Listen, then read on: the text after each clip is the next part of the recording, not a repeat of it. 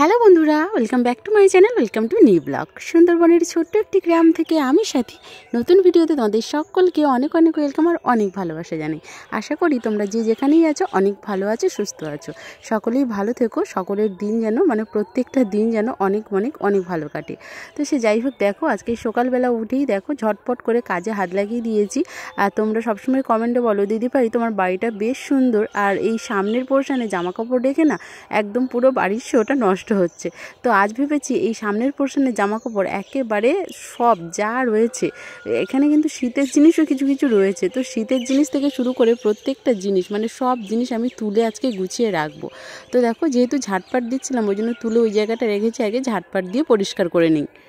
উঠোনের কাজবাজ এখনও কিছুই হয়নি, এখনও ঝাটপাট দেওয়া বাকি, সব রকম কাজ বাকি রয়েছে। মোটামুটি ঘুম থেকে উঠেই না আগে এই দিকটা লেগে গিয়েছে। এই যে বেড়ার গা থেকে ওই অনেক জামা কাপড় দেওয়া, সেগুলোও ভাঁজ করে রাখছি। আসলে কি বলতো, খুব বড় যে টানা রয়েছে বা ঘরে যে আলনা রয়েছে তেমন নয়, ঘরে জামা কাপড় রাখার মতন কোনো আসবাব নেই। তো সে কারণেই এই যে চারিদিকে ঝুলিয়ে রাখতে হয়, কারণ এতগুলো মানুষের এত জামা কাপড়, শীতের, গরমের, বর্ষার সব জামা কাপড় এখানে রয়েছে। সে যাই হোক, দেখো ওখানে তুলে সামনের পোর্শনটায় রেখেছি, তারপরে গুছিয়ে রাখবো। আগে দেখো এই দিকটা ঝাঁটপাট দিয়ে পরিষ্কার করে নিচ্ছি। আর আমাদের একটা মুরগির না আবারও পুচকু বাচ্চা হয়েছে, তো ওই যে ঝরা ঢাকা দিয়ে বাচ্চাগুলো রাখা হয়েছে, আর মুরগিটা দেখো চারিদিকে ঘুরে ঘুরে বেড়াচ্ছে। শাশুড়ি মা এসে যে খাবার দিয়ে দিল, খাবার খাচ্ছে, আর ওর বাচ্চার ধার থেকে একেবারেই সচ্ছে না। মা প্রত্যেকটা প্রাণী যে সন্তানের প্রতি মায়ের যে একটা টান, একটা যে ভালোবাসা, সেটা দেখো খুব সুন্দর করে কিন্তু বোঝা যায় প্রকৃতির সমস্ত জিনিস দিয়ে। শুধু একটা মুরগি কেন, গরু বলো, ছাগল বলো, প্রত্যেকটা প্রাণী তার সন্তানকে খুব সুন্দর করে বুকের মাঝখানে আগলে রাখে। তো সে যাই হোক, দেখো এই যে সামনের পোর্শনটা আবার ঝাটপাট দিয়ে দিচ্ছি। আর ওই যে কুমড়ো গাছের ফুল হয় না, কুমড়ো ফুল দেখছি ঘুম থেকে উঠেই অনেকটা তুলে রাখা আছে, নিশ্চয়ই শাশুড়িমা নিয়ে এসে রেখেছে। তো কুমড়ো ফুলের বড়া হয়, তো অনেকে বেসন দিয়ে বড়া করে, অনেকে আবার চালের গুঁড়ো দিয়ে। তো আমার শ্বশুরবাড়ির এখানে চালের গুঁড়ো দিয়ে কুমড়ো ফুলের পিঠে খেতে বেশ ভালোবাসে, তো ভাবছি যে ওটাই বানাবো আজকে। তো সে যাই হোক, দেখো এখানে একদম ঝটপট করে উঠোনটা ঝাঁট দিয়ে নিচ্ছি। এখনও হাতে অনেক কাজ, তার উপরে পড়ানো রয়েছে। না সরি, ভুল বলছি, আজকে কিন্তু পড়ানো নেই। কেন পড়ানো নেই? আজকে না চৈত্র মাসের প্রথম সোমবার। চৈত্র মাসের প্রথম সোমবার বাবা ভোলেনাথের সময়। এখন চৈত্র মাস বাবা ভোলেনাথের সময়। তো ওই কারণে আমার যে স্টুডেন্ট রয়েছে ও না একটু যাবে, আমাদের এখানে খুব জাগ্রত একটা মন্দির রয়েছে, তো সেখানে যাবে ওদের ফ্যামিলি সবাই আর কি পুজো দিতে। ওই কারণে আজকে ছুটি চেয়ে নিয়েছে। তো আমি ভাবলাম যে আজকে সকালটা যেহেতু ছুটি, তো ওই কারণে একটু মুরগিদের জন্য কিছু করা যাক। তোমরা এর আগে দেখেছো মুরগিদের খাবার দেওয়া থেকে শুরু করে সমস্ত দায়িত্ব আমাকেই নিতে হতো। এখন না তোমাদের দাদাভাই বাড়ি আসার পর থেকে ওই দায়িত্বটা আর আমাকে নিতে হয় না। মুরগি দেখাশোনা করা, মুরগির খাওয়ানো, সবটাই কিন্তু ও করছে। আর এমতো অবস্থায় একটা মুরগি না অসুস্থ হয়ে কিভাবে যে মারা গেল, অসুস্থ যে কবে হয়েছে আর কিভাবে যে মারা গেল আমরা বুঝতেই পারিনি। এই যে মুরগির ওষুধ খাওয়াতেই দেখতে পেলাম যে একটা মুরগি ঘরের মধ্যেই মারা গিয়েছে।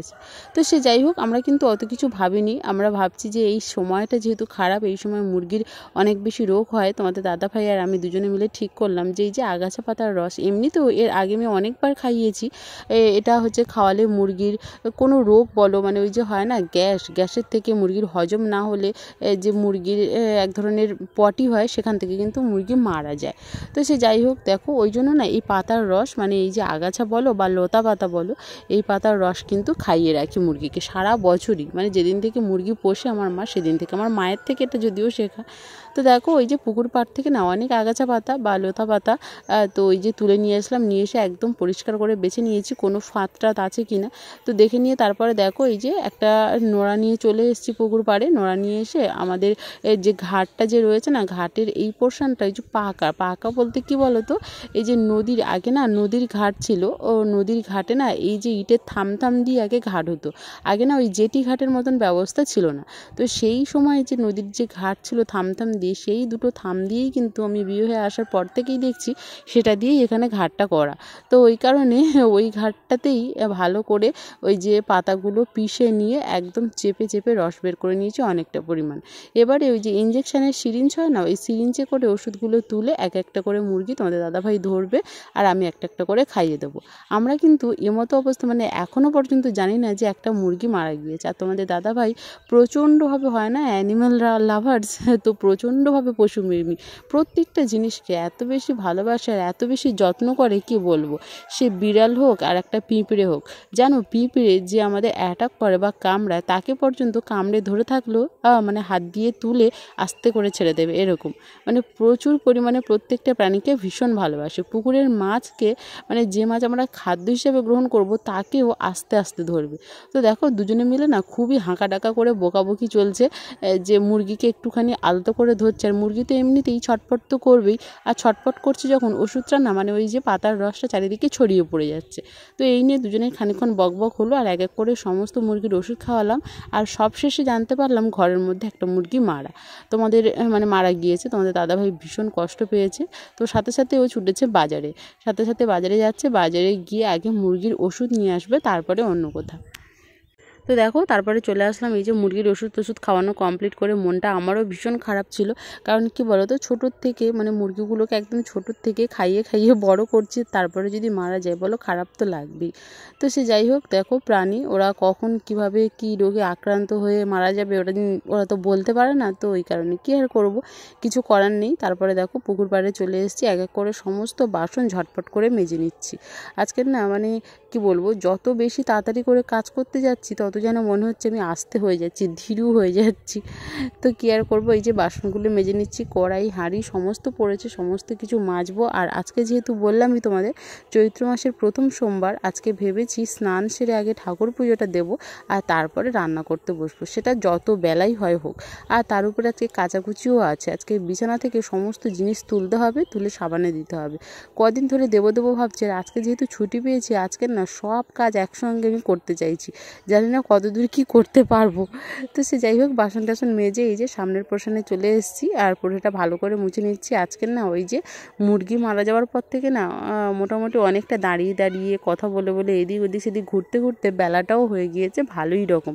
তো সে যাই হোক, দেখো এই যে সামনের পোর্শনটা ভালো করে মুছে নিচ্ছি। আর মুরগিগুলোকে না ওই পুকুর পাড়ে আগে রাখা হতো, পুকুরের যে একটা ঠান্ডা আবহাওয়া না, যেহেতু সারাদিন পুকুর পাড়ের ওখানে থাকে জালের ভিতরে, পুকুরের ওই ঠান্ডা আবহাওয়াতে মুরগিগুলোর রোগ ধরেছিল। তাই তোমাদের দাদাভাই কী করেছে, এখানে জাল দিয়ে টানিয়ে একদম যেখানে টকটকে রৌদ্র এসে পড়েছে সেখানে দিয়েছে, যেহেতু সর্দি হয়েছে প্রত্যেকটা মুরগির ওই জন্য। তো সে যাই হোক, দেখো এখানে এই যে পোটেটা আমার পুরো কথা বলতে মোছা হয়ে গেল।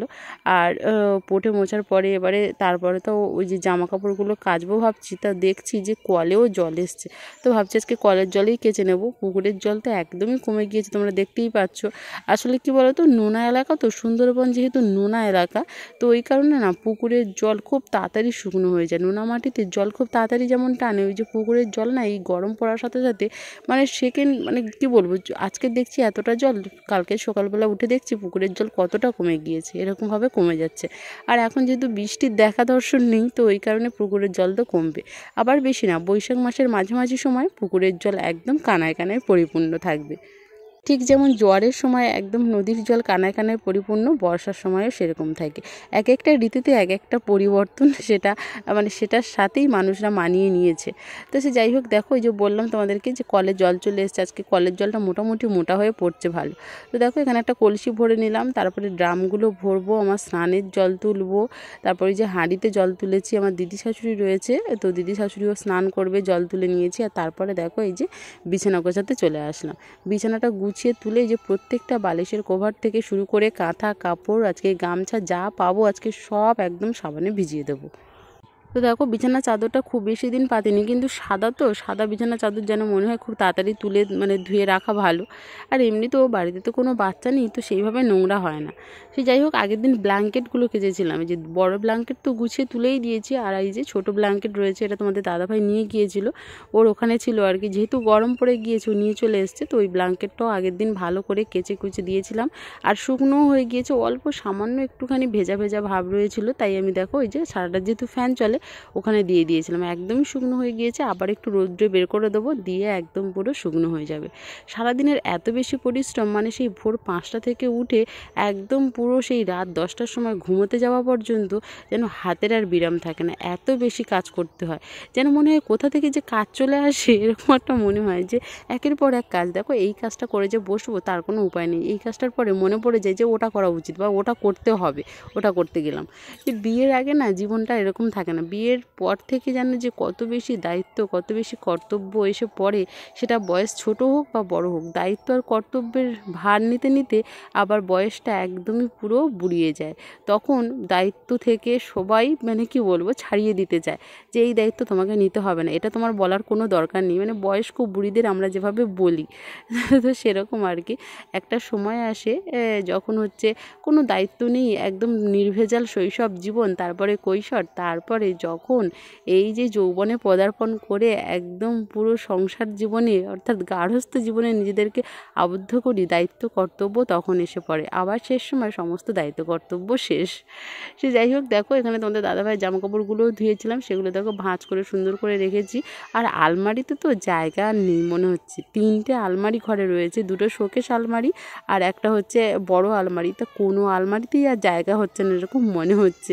আসলে কি বলতো, এই যে প্রত্যেক দিনের ব্যবহারের জিনিস রাখার মতন একটা আলনা না নিলে আর হবে না, কবে যে নিতে পারবো জানি না। তো সে যাই হোক, দেখো এখানে ঝটপট চলে আসলাম, জামা কাপড়গুলো এখানে সাবানে ভিজিয়ে দেবো। আর এই যে গামলাতে একদম জল ধরে নিয়েছি, একদম 1 গামলা জল, এতটা জল লাগবে না, অল্প জলেই সাবানের গুঁড়ো দিয়ে ভিজিয়ে দেবো সবগুলো।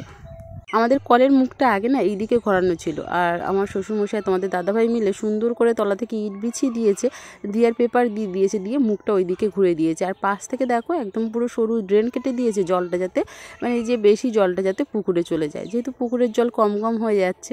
আর এদিকটায় বাগান দেবে বলে পুরো বাগানটা আগে দেখেছো কেমন ছিল, পাতা টাতা ভর্তি হয়ে পড়েছিল, সেই বাগানটাও ভালো করে পরিষ্কার করে কোদাল দিয়ে কুপিয়ে নেওয়া হয়েছে। এবার এখানে না সবজি চাষ হবে। উঠোনটা অনেক বড় উঠোন তোমরা দেখেছো, এবারে তোমরা ছোট উঠোন দেখতে পাবে, কারণ উঠোনটার মাঝখান থেকে পুরো একদম দড়িটা নিয়ে ভাগ করে নিয়েছে, সেখান থেকে পুরো সবজি চাষ হবে।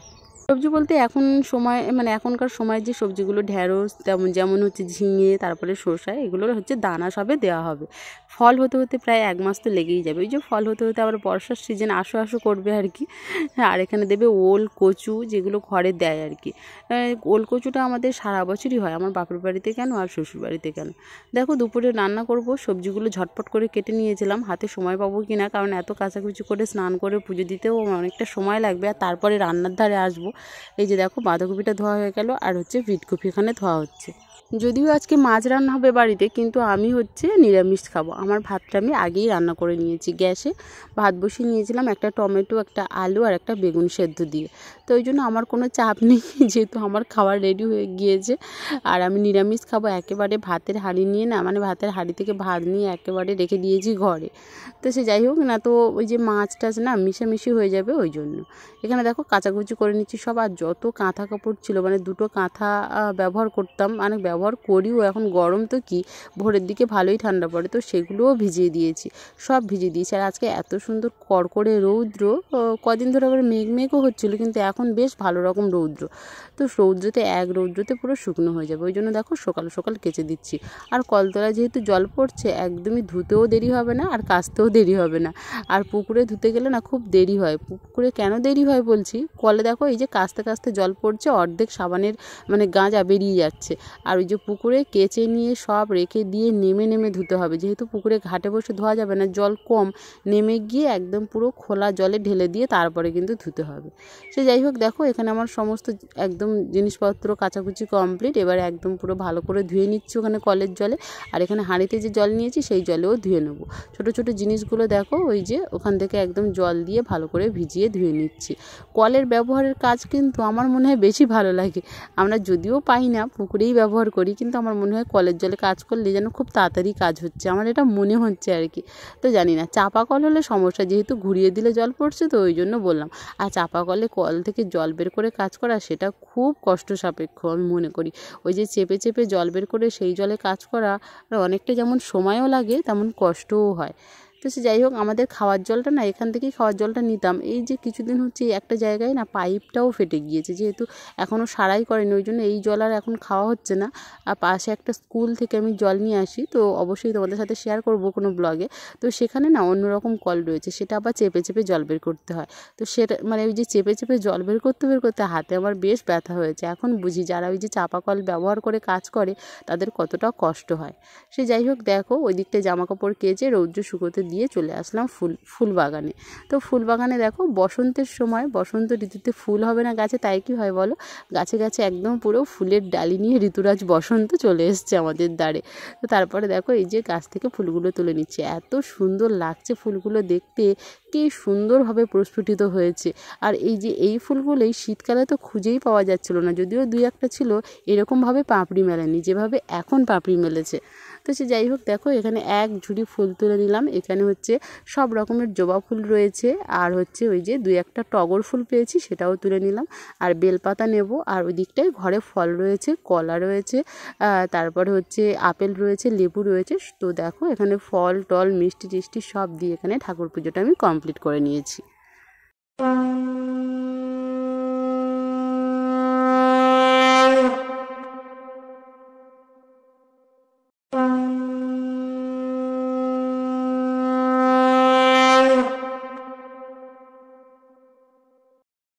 দেখো পুজো পাঠ সম্পন্ন করে চলে আসলাম রান্নার ধারে। আর রান্না এখানে দেখো ভাত বসিয়ে দিয়েছি, আর বাঁধাকপির ভাজা করে নিয়েছি।